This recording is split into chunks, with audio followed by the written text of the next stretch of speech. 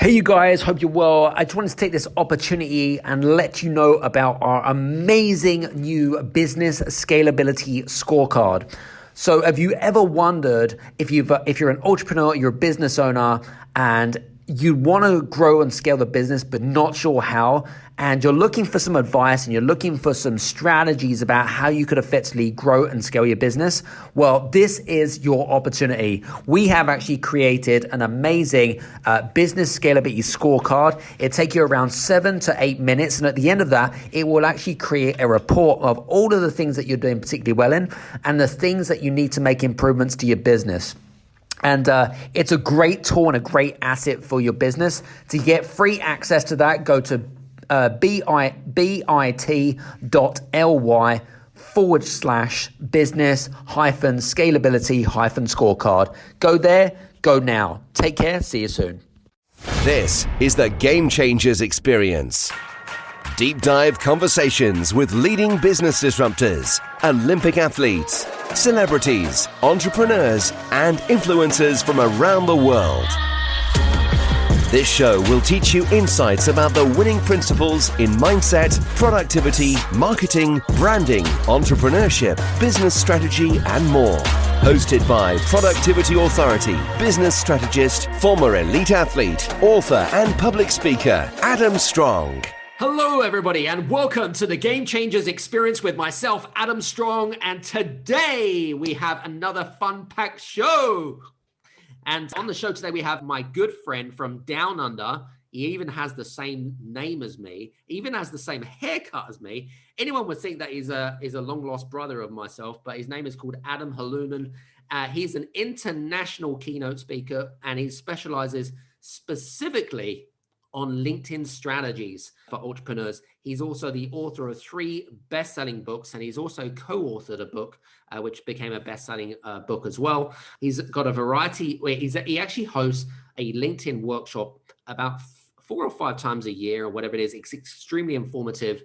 I was on it on the last one, and Adam was also a featured speaker on our last Game Changer Summit for those of you that are listened in. So Adam, welcome to the show. Thank you, my friend. It's wonderful to be here with you once again.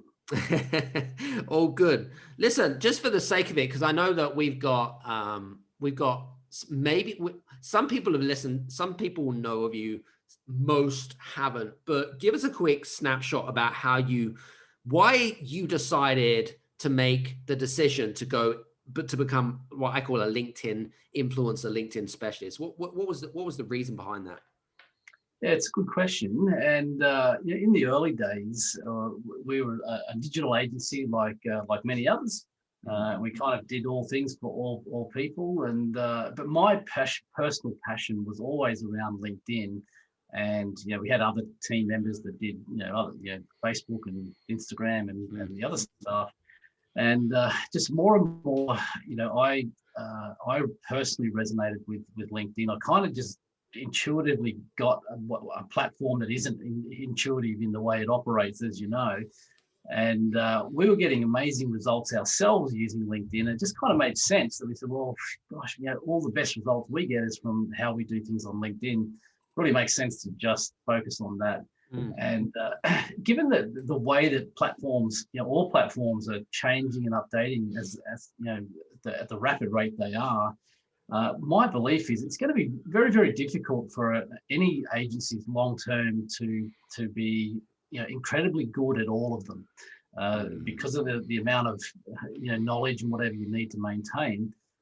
So I believe, my personal belief is that the future of digital agencies is you'd specialize with someone for what you do on LinkedIn. You'd specialize with someone different for what they do on Facebook. The ones who try to do everything kind of they're generally good at everything, but they're not awesome at anything. Jack of all trades, master of none. That's why I made the decision to go 100% on LinkedIn, and even for ourselves. I mean, we've grown massively over the last few years, but since we did that, just because it was really made sense and it was really clear to everyone, what it is we did, and we didn't have to, come up with these sort of tricky sales pitches and whatever. It'd be jack of all trades. See, now guys, if you haven't already got yourself a piece of pen and paper, by the way, he's already dropped a little gold nugget there in the importance of niching. You know, it doesn't matter if you're a digital marketing agency, entrepreneur, or whatever it is, but he's already dropped a little gold nugget there. So it's all good. So anyway, so we're going to be talking about LinkedIn. I mean, LinkedIn is one of those, what I call evolving platforms. It's evolving all the time, isn't it? And, you know, I mean, they bring out some pretty major updates. And we will talk about those updates actually, and those features and what it is. But I wanted to kind of start from the very beginning, because I know that I know being on LinkedIn for such a long period of time, and the importance of first impressions count, right? Especially when people come across you, personal branding, and generally when people check you out in terms of your profile, they get an instant perception of you as a brand within the first 7 seconds or thereabouts. What do you think when you look at really the difference between a crap profile and a good profile? What are the two? What would you say are the big differences? What are the big things that you look for in terms of if someone was to reach out to you or you to check someone out? What are you looking for? Yeah, it's a good question, and you're right. You've got a very, very small window of time to really capture people's attentions. So realistically, if you talk about the 80-20 rule, what's the 20% of things you can do that will get you 80% of the way to the end game, and it comes down to three things. You've got to have a really good background image. A lot of people have nothing on there at all, so they're missing a massive opportunity to capture people's attention. They've got to have a pretty decent profile image, and if you could heat map LinkedIn like you could a website, and by the way you can't, but if you could, what you would notice is the first thing people are looking at is the picture, that image of you. So it's what they say again, the eyes are the windows to the soul. So people's attention's always going to be attracted to you. So what you really want to make sure is that that profile image really emphasizes your eyes. I see a lot of profile images where they're kind of taken from sort of tummy up or full length, or someone's cool by over the side and all this stuff. But the reality is you just got to look straight into the camera. It doesn't matter whether you wear glasses or whatever it is, or you got orange hair. It doesn't matter. You've got to have that connection through the eyes. That's the critical thing. And Adam, the third thing is directly under that is the what's called the professional headline.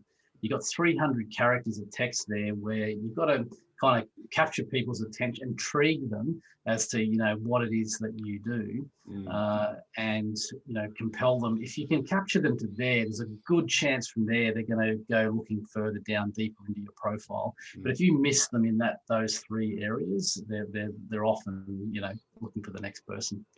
I noticed that with some headlines, people have been a bit what I call sneaky in terms of trying to change the headlines by adding things like emojis and bold text and stuff. Do you really think that makes a lot of difference when it comes to LinkedIn algorithm?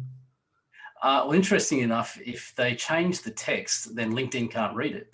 So that is one that traps a lot of people. They'll use those text creator platforms and whatever, and thinking it's really cool that they got something different. Which it's in theory it is cool, except that LinkedIn can't index it because they only index what they deem it to be an image instead of a copy. So no, not a good idea. Now guys. Okay, so all of those so-called specialists that have these wonderful, texty, fancy, they're not getting themselves picked up. So there you go. But it's a good point. In terms of okay, so let's talk about profiles here, because when we look at people's profiles and stuff like that, I know that there's different, status, like all-star profiles and things like that. But in terms of the profile itself, you mentioned about having a really good headline, but in terms of the structure, in terms of the way it looks, the way it feels, because I see LinkedIn as a bit of in a way, as I suppose, a resume, as well as a sales page, as well as a connection But what is it that, in terms of look and feel and emotion, what is it that needs to look for in terms of the structure of a good LinkedIn profile? Yeah, so you kind of alluded to one of the critical things, which is, yes, you can make it kind of into a resume. Yes, you can make it into a personal branding, solution. Yes, you can make it into sort of a content creation platform. And the reality is, you've got to decide which one of those you want to be. You can't be all things to all people. True. So you've got to decide: are you looking for a new role in a new company or whatever, and you'd have to create your whole profile around that being the outcome. Are you just wanting to have a professional presence so that when people check you out, like you might have the link to your LinkedIn profile. You can imagine, Adam, there's how many times you've organized to have a meeting with somebody, whether that's face-to-face or online these days, it's all the same. But you've never met before. Those, I guarantee you, they're going to go and Google you before they have that meeting. And what I'll also guarantee is that your LinkedIn profile will come up number 1 or number 2. The only reason it'll come up number 2 is because you've got a well-structured personal website, which will come up number 1. So let's just say that the majority of people are going to come up number 1, so to speak. Then if you just want a good presence on there, and they go, oh yeah, this guy's the real deal. He's got some connections, he's got a well-structured platform. That's fine. But what the real magic, what I believe is the best use, is to position yourself as create yourself a personal brand using LinkedIn as a platform to do that. So how you would optimize your profile for that is very different to how you would do it in those other circumstances. So let's just assume that this is what most people that are listening would want, and hopefully it is. So then you definitely want that good background image and profile image and headline, like as we talked about. Right. But you also want to activate a new cool feature that's on there called Creator Mode. Very new. It's even quite possible that you don't have access to it yet, but the high majority of people have got access now. And Creator Mode does some pretty cool stuff to your profile, and also gets your content. Now, given its name, creator, it means content. It means a content creator. You've got to be sort of sharing some cool content for that to give you good traction.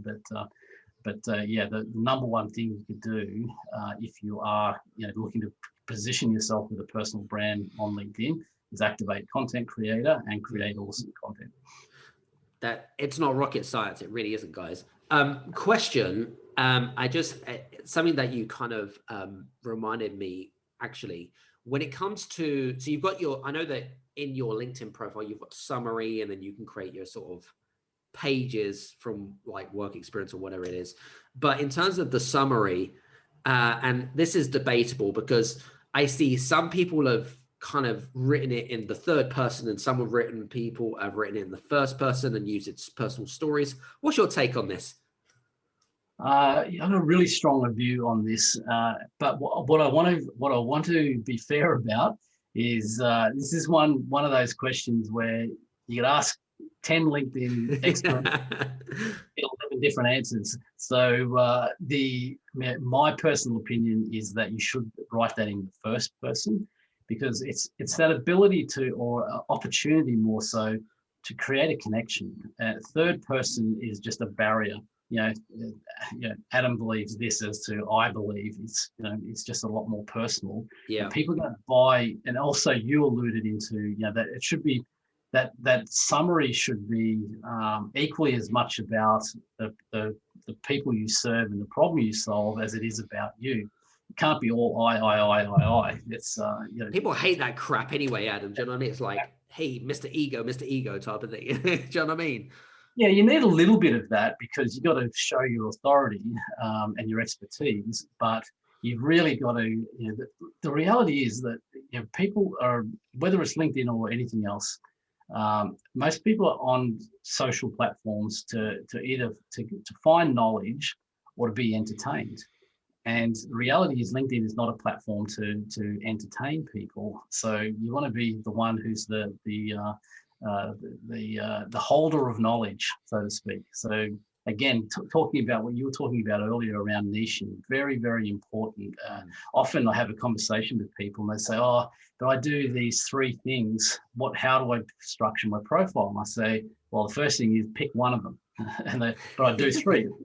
I don't care. Pick one. It's like you've got to be the master of one.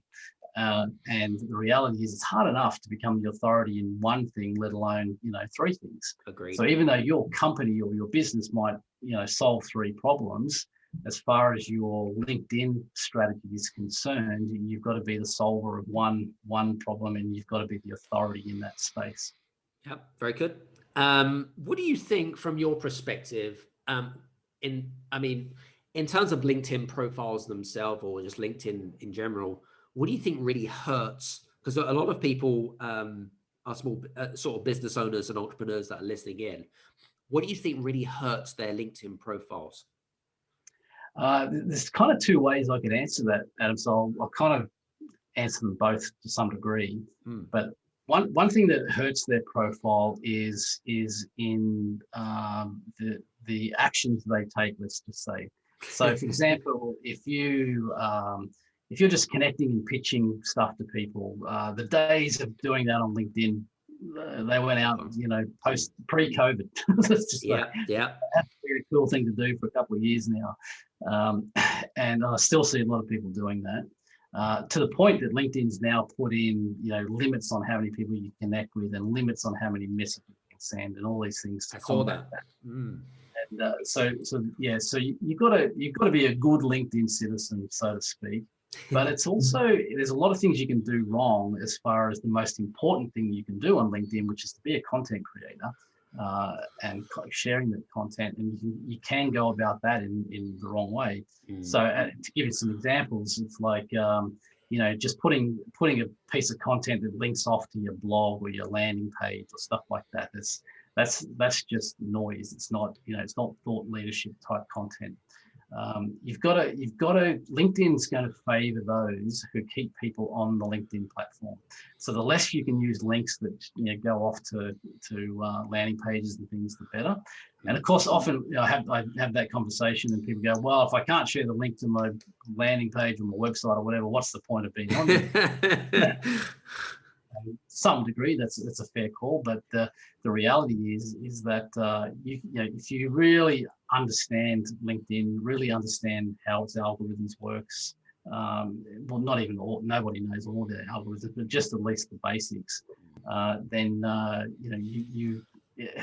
the term we like to use these days are, you're either in the top 1% or the bottom 99%. And I say to everyone, I was like, hey, so it's the bottom that's crowded, and it's actually the top it's kind of empty. They need more people at the top, right? So that's a good point. I was going to say posting. So I heard a rumor, and I don't know if this is a rumor or if it's true or not, that when you post up something on LinkedIn, LinkedIn don't like you using things like images, and then I was, because I'm connected with a lot of great influencers and thought leaders, as you know, and they literally just write a paragraph, maybe not even with any hashtags, and they're getting like 100,000 people like comment and connect, and I'm like, I don't get it. Am I missing the trick here? What's the take on this? Yeah, it's simple and not simple. So great answer. The simple part is that LinkedIn is not a level playing field. Not everybody gets created and can do things equally. So as an example, there are the LinkedIn influencers, which you'll see they have a little badge next to their name. Those people can get away with just about anything, and you and I can't. And that's just a simple fact and the reality of it. So you never want to judge what you do by what they can do, because it's not a level playing field. Let's just say you accept that you're not God like they are, and you have limitations. Then you're right. Interesting enough,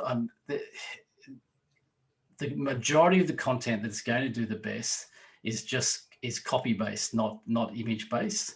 Even videos now. Videos used to be the flavor of the month. Everyone, was spouting that you had to be a video creator. I still believe you should do some, a percentage of video in your overall strategy. Yeah. But it's not as algorithmically strong as what it used to be.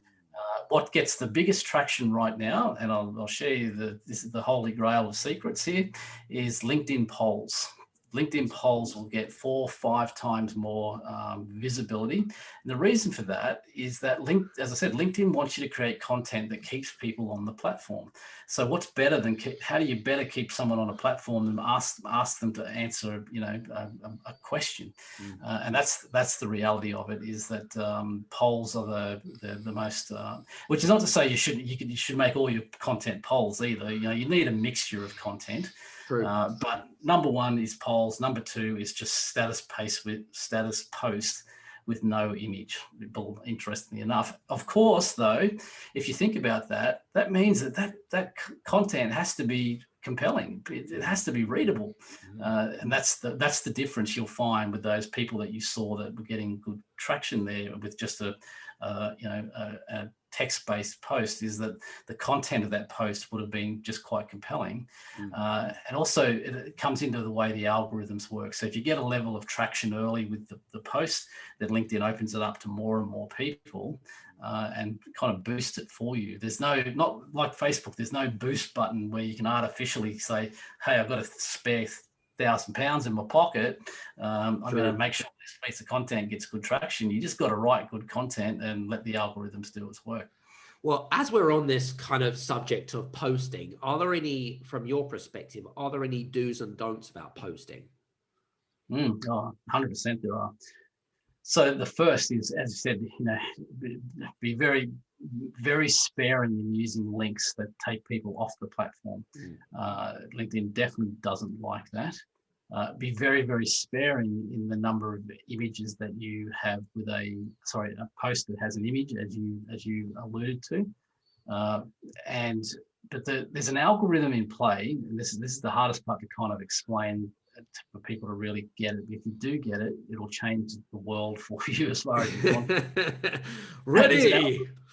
It's like the aha moment. So, so LinkedIn has an algorithm called dwell time, and what dwell time is it measures how people interact on your content. So it can tell if we all the way we all look for content is. I don't go onto LinkedIn today and go, I wonder what Adam's up to today, and go to your profile and check out what you've posted. Right. I'm relying on it coming up in my feed, and like everyone, I'm scrolling through my feed.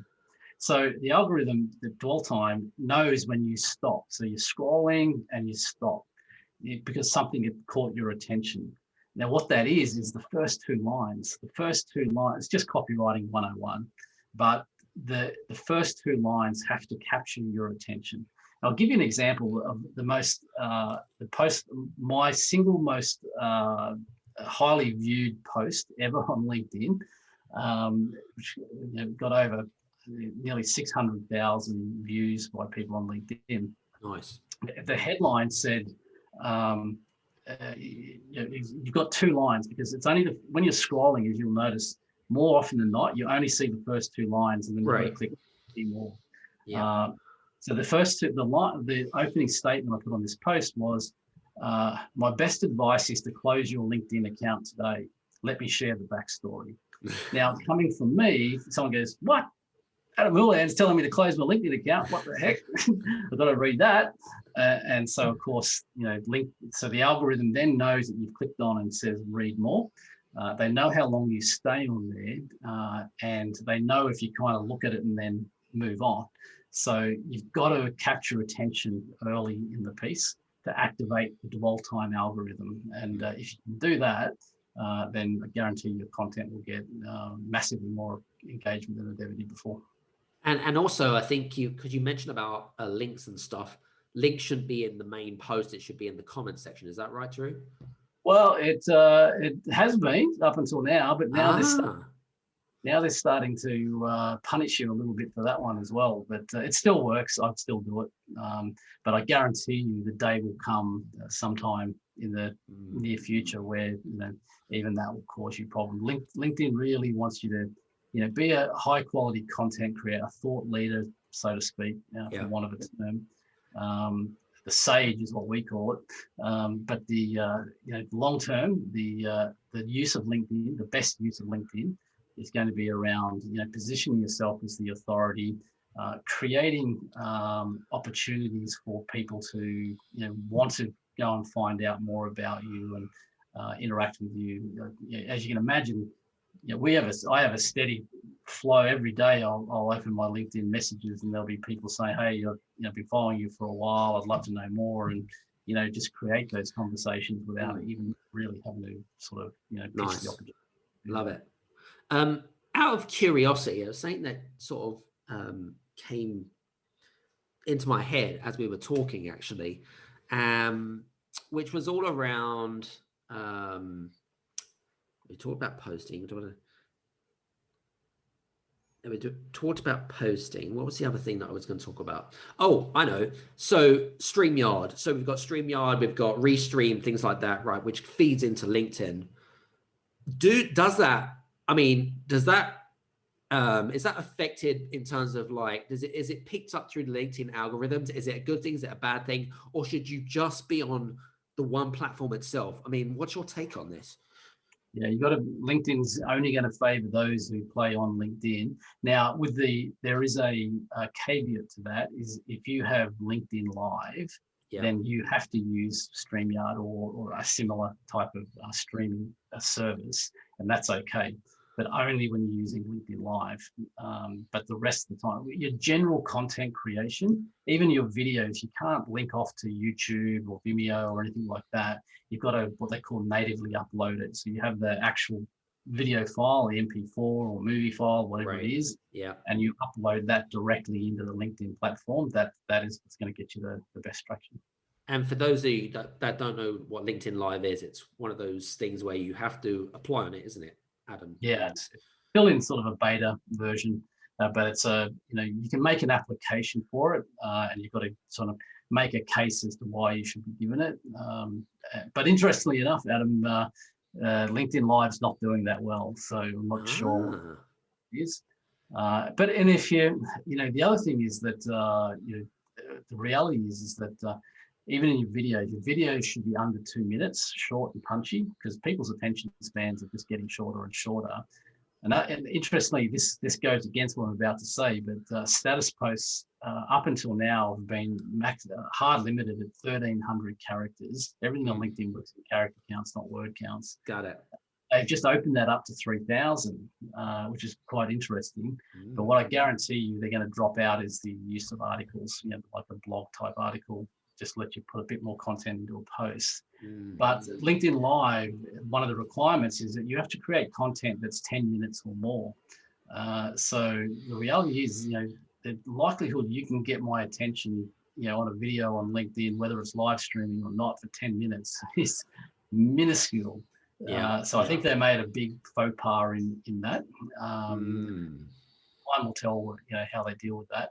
But at the moment, we know if that video, your video goes beyond 2 minutes, the number of views of it will dramatically drop. So you've got to keep them under 2 minutes. Interestingly enough, it's interesting you're talking about the whole kind of, you got to do it for more than 10 minutes.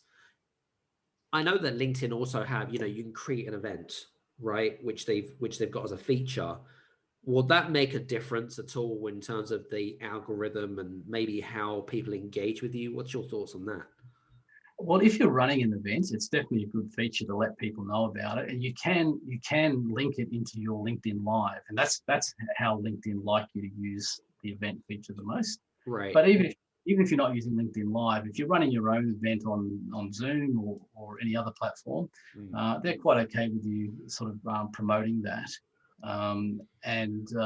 Look, it's definitely a good tool if you use it well. But remember, it's just that initial getting people's attention, and then you still got to run a good event. And so, makes sense. Yeah, I do like the LinkedIn event feature for sure.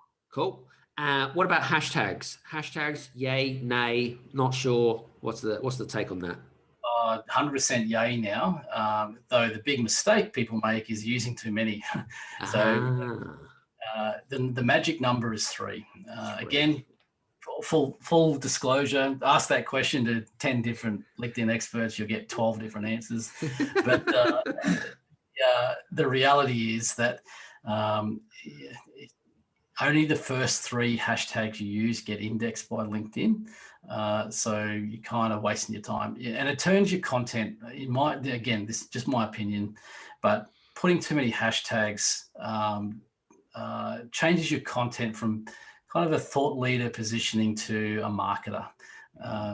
And Adam, I'd love you to right now ask me what's my biggest pet hate on LinkedIn. Go on, I dare you. I've got to ask you, what's your pet hate on LinkedIn, Adam? I'm glad you asked, because my pet hate is when people create a post and then they put hashtags all through the post. So I'm trying to read it and there's 10 different hashtags, hashtags happy face, hashtag, oh, my goodness. For one, like, man, it's so hard to read. It's really difficult. It breaks people's concentration when they see those hashtags. So what you should do, you should use hashtags, but you should put them at the bottom of the post. And you'll see LinkedIn kind of gives you the heads up on this, that it shows you the hashtags at the bottom, so some ideas, and says click on it and puts them at the bottom of the post. Don't put them all through, don't weave them all through your content and thinking that's really cool.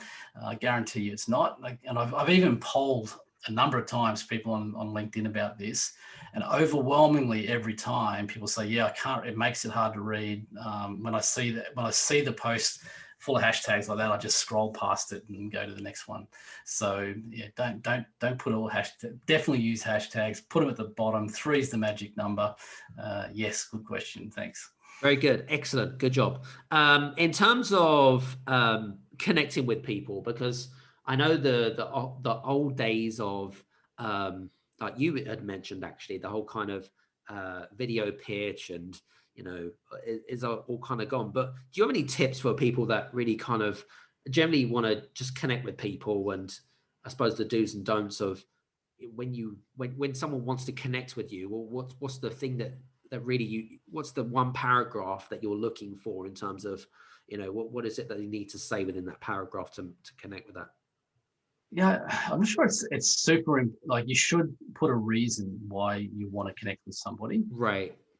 And clearly and I've seen people do this sort of say, and they think that they're vetting their connections. They're thinking, if I kind of pitch in that message, then only the people who are interested are going to accept.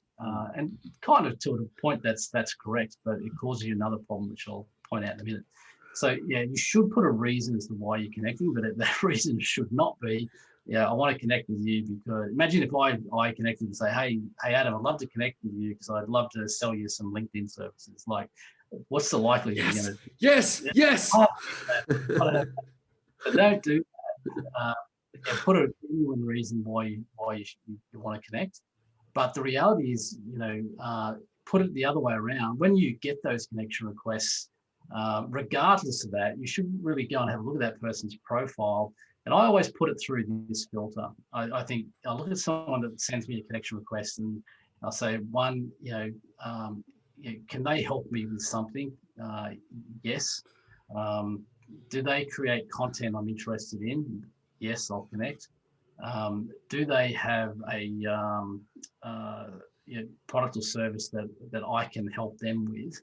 Then yes, they're the reasons I would connect. If I can't answer yes to at least one of those 3 questions, then I don't accept.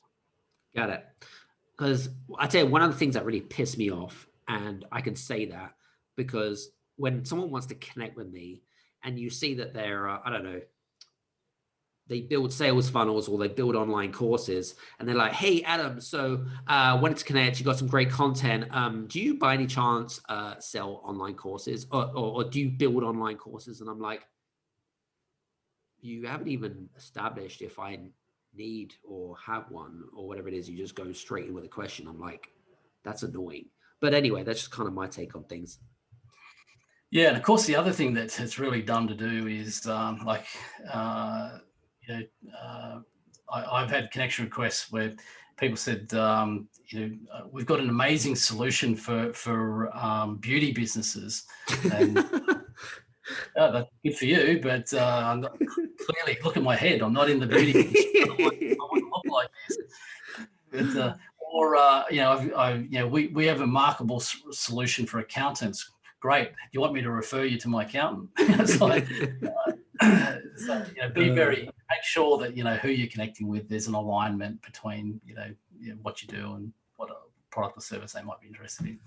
On another note, I know that back in the day of company pages was really quite crap, really. I remember when I first created, and I just like, oh, well, that's just kind of pointless, right? And even with things like LinkedIn groups, which just is a bit like kind of trying to engage with a cemetery.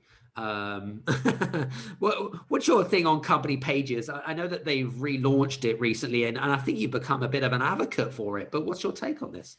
Yeah. This, again, if you'd asked me this question sort of 18 months ago, I would have given you a completely different answer. But and look, it's the reason is that LinkedIn is evolving, as you alluded to really early on. That and to be honest, in the last 6 months, it evolved at such a rapid pace. But there was a time when I didn't see a lot of value for a small to medium-sized business in a company page, but there definitely is now.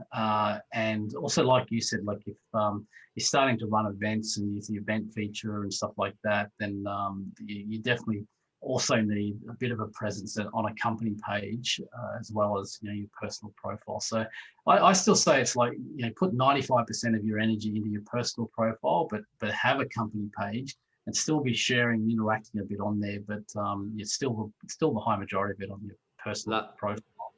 And as you said, groups, complete waste of time on LinkedIn. It's the least. I'd be quite happy if they ditch groups altogether. There you go. Exactly. It's interesting because and we're in the age of, and I did a great show on Voice America last week, actually, which was all about building tribes that buy. But I guess they've really, really not really taken that opportunity. And I'm quite surprised, actually, because I would have thought that they really would have revamped that whole, LinkedIn tribal stuff, because I think that there is a great opportunity, and I think that they're really leaving money on the table, number one, but number two, kind of more from a content creator perspective, it would be a great tool for people, but hey ho, whatever. They've definitely had 2 or 3 goes at getting groups right, and still hasn't, unfortunately in the early days, people used it as a bit of a spam fest. Then they worked out that, yes, they couldn't do that to their connections, but they could do it in groups and stuff like that. So, they missed the mark on, policing it well and controlling it well. And platforms like Facebook just have it all over them in the group features. Absolutely. Agreed. So let's talk about new features. We've talked about content creator mode. There's a couple of things actually I wrote down on here, which is I don't know if you've done it, but LinkedIn stories, which is kind of a 10, 15 second thing or whatever it is. Yay, nay, have you played around with it? Is it worth the effort? What's your thoughts? Yeah, again, it's one of those things which was, well, when I say fairly recent, it's probably almost a year ago now. And I think that they kind of tried to jump on the bandwagon with like Snapchat and Facebook and Instagram, but it's just not the platform for it. It's we've played with it. We don't say don't use it, but we said don't replace your normal content with stories. But if you want to add a story once a week or something, then by all means do that. But we're not seeing a big uptick in the value of it. They have actually, interestingly enough, and this goes against their other policies. If you have at least 5,000 connections and you share stories, they actually do allow you to put a link, off LinkedIn embedded into the story. And the only reason they do that is because the whole platform's just not getting a lot of traction. So I'm a nay on stories. I don't see it as a long-term part of your LinkedIn content strategy that's got value. Cool. Very good.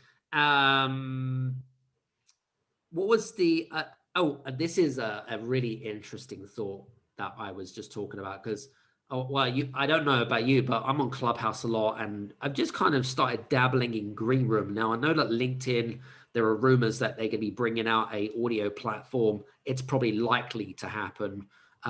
What's your thoughts about that? How do you think that is going to change the way in which we use LinkedIn, number one, but number two, how do you think it's also going to be compared to places like Clubhouse, Green Room, and I think Facebook are bringing out a new one as well, and Twitter Spaces? They're all coming out, all these audio platforms. What's your thoughts about that? Yeah, it's interesting, isn't it? It's so I think Clubhouse really kind of kicked off the whole concept of it. But in all honesty, I'm not even on Clubhouse, and I keep getting all these invites. Not so much now, but when it was first coming out, and I have a policy of, whenever the new shiny things come out, which they do to distract our attention, is I go, okay, if you're still there in 12 months, I'll have a look. So the reality is that look, it may get some traction. It may not. There's quite every possibility that LinkedIn will jump onto it too late, and it'll become like LinkedIn Stories. Who knows? But for now, I don't think it has. It doesn't have my attention yet. Let's put it that way. Very good. I suppose it'd be interesting just to see what LinkedIn's version will be of audio platform, because I think that, well, because I have a contact in Google, they were like, yeah, they're now going to roll out in the next week or so. They're actually indexing a lot more audio-based format content and indexing it and then relating that back to your own personal brand, which is really interesting, actually, because, I mean, we do this show at least twice a week, so that's kind of cool. It's good for me, but it's not about me. It's not the Adam Show, right? I just wanted to let you know. Anyway, so are there any other sort of features that you want to share in terms of LinkedIn as well that you think is worth leveraging at all? I think the one that's the game changer the most right now, provided that you kind of grasp this concept of using LinkedIn to create thought leader type content, not sales pitch type content, is creator mode. It's pretty new. You will get a lot more visibility onto that content. It gives you the opportunity to basically put in 5 topics. You don't have to put in 5, up to 5. Up to 5, yeah. But as long as your content stays in that lane, so that it's always talking around those topics, then creator mode will definitely get you a lot of traction, more than anything I've seen on my profile, which was already pretty active. Over double in the amount of search appearances that I'm showing up in, because I'm very specific around those topics. And so LinkedIn now knows what it is that I talk about, and they know what people search for. When people search for it, they go, oh yeah, we'll show them his content. So it also gives you the opportunity to do a 30-second intro about yourself. It's hard limited. It's 31 seconds. That thing won't load, so you've got to be under 30 seconds. But if you go on, if you look at anyone's profile and you see this little snippet of video that happens, that means they've got creator mode active. And if you just click on that image, you'll see the magic happen. But everybody's got access to it who has creator mode. Everyone will get access to creator mode if they haven't got it yet. And honestly, like the 80-20 rule, just get really good at the concept of what makes creator mode tick, and you'll get good results. Very good. Awesome. Well, as we're coming towards the end of our show, whatever it is that I'd love to know what you're working on right now, and maybe if there's anything that our listeners can do for you or whatever it is, because I mean you've shared some great golden nuggets and some great drop bombs and whatever it is. Any thoughts there? It's we, as you alluded to earlier, we run an update because LinkedIn changes so quickly. Every 10 weeks, we run a webinar. It's one of the most highly attended events, LinkedIn events in the world. And jump on, just go on my profile, LinkedIn profile. You can see information about that. Or I'd love to share with your audience a copy of my latest best-selling book, Influencer. So I'll share the link with you, and you can share that with everyone. And with yours and my compliments, they can download that and give them a bit of insights into how to do their content well. Cool. Appreciate that. Well, listen, guys, what we'll do is we'll put Adam's links in the link below, so you can go down to his profile and just click on that. And like I said, the masterclass is definitely worth linking onto. I think it's normally generally for about an hour, isn't it, Adam? Yeah, 1 hour. Yep. Yeah. So it's for an hour, and you can go check him out, connect with him on his social media links, and you can do so. Adam, just want to say thanks very much for being on the show today. I really appreciate your time, buddy. My pleasure. And it was a wonderful bit of time we spent together once again. Absolutely. Listen, guys, hope you've enjoyed today's show. If you have enjoyed today's show, and you should have a notebook like I did and do me a favor, right? Don't be one of those entrepreneurs and business owners that have taken loads of notes and taken your notebook and placed it upon the shelf for it to gather dust. Do me a favor and actually implement some of the things that we're actually teaching you in this show, because for me, what's important is making sure that you've got accountability, number one, but number two, you take action, because without it, you're never going to move forwards. So listen, enough from me. Hope you enjoyed today's show. We'll see you back in again, the next Game Changers experience. Take care. See you soon. Hey, you guys, I just want to say thank you so much for listening in to this episode of the Game Changers experience. I hope that you got some amazing value, some great insights, and golden nuggets that you can implement into your business straight away. I would really, really appreciate it if you could leave a 5-star review on the button below. Have a fantastic day, and we'll see you on the next episode. Take care.